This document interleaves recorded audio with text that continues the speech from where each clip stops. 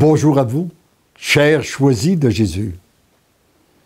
Le message 88 du 3e volume faisait suite à ce qui s'est passé le 11 septembre 2001 aux États-Unis. Nous en étions au 15 septembre. Et le titre a « La terre entière a besoin d'être purifiée. C'est l'égarement de mon peuple qui crée cette obligation. » Voici la prière que je formulais. Aujourd'hui, en cette fête de Notre-Dame des douleurs, je veux passer par le cœur de notre bonne mère du ciel pour associer aux souffrances du Christ les souffrances de l'humanité et plus particulièrement les souffrances de l'Amérique. D'abord celles des parents et amis des nombreuses victimes de cette horrible tragédie, qu'elles soient présentées au Père afin que par un miracle de son amour, il les transforme en grâce et en bénédiction sur la terre. Il accorde le repos de l'âme de chacune des victimes. Il permet que nos chefs politiques reçoivent lumière et sagesse dans l'orientation de leurs décisions.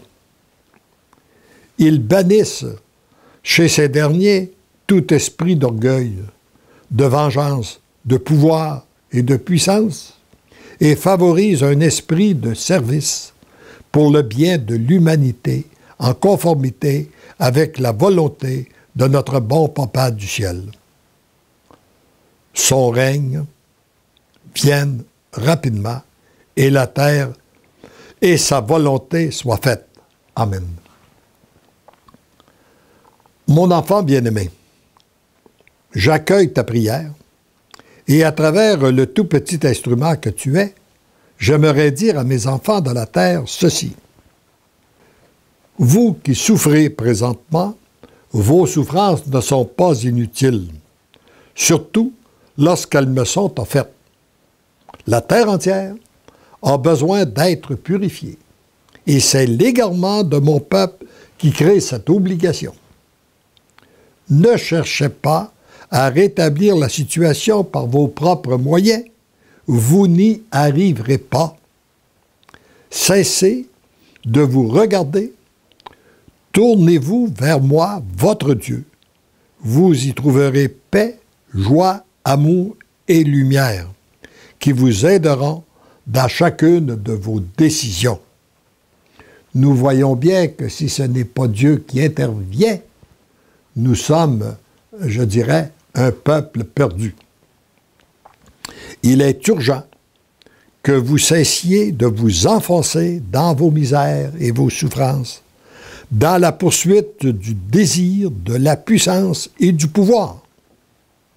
Reconnaissez vos fautes, vos égarements, vos fragilités, votre vulnérabilité, et vous serez témoin de mon agir. Mon grand désir est de voir heureux mes enfants de la terre. Dieu, notre Dieu, a le même désir que nous. Il nous veut heureux. Là où il y a une différence, c'est en termes de priorité. Lui, il nous veut heureux avec lui pendant toute l'éternité. Ça, c'est sa priorité. En deuxième lieu, il nous veut heureux à moyen et long terme. En troisième lieu, il nous veut heureux maintenant. Alors que nous, souvent, nous cherchons un bonheur immédiat en oubliant les conséquences à moyen et long terme et en oubliant aussi notre bonheur éternel. Alors Dieu qui nous aime, qui est un Dieu d'amour, ne peut pas nous donner un bonheur immédiat qui compromettrait notre bonheur futur. Mon grand désir est de vous voir heureux. Mes enfants de la terre, toutefois, j'ai besoin de leur consentement pour que ce désir se réalise, car je respecte la grande liberté que je leur ai donnée. Dieu nous a créés libres Et si il attend qu'on lui donne la liberté d'agir en nous, autour de nous et à travers nous pour agir. Alors plus nous allons lui redonner notre oui total, inconditionnel et irrévocable, plus nous serons témoins de son agir. Mon cœur est brûlant d'amour pour chacun de vous. Divinement, je vous aime, votre Père. Alors, heureux sommes-nous de découvrir que notre Dieu est un Dieu d'amour. Heureux sommes-nous de se laisser inonder de son amour. Heureux sommes-nous de laisser passer son amour à travers nous pour rejoindre les autres. Amen.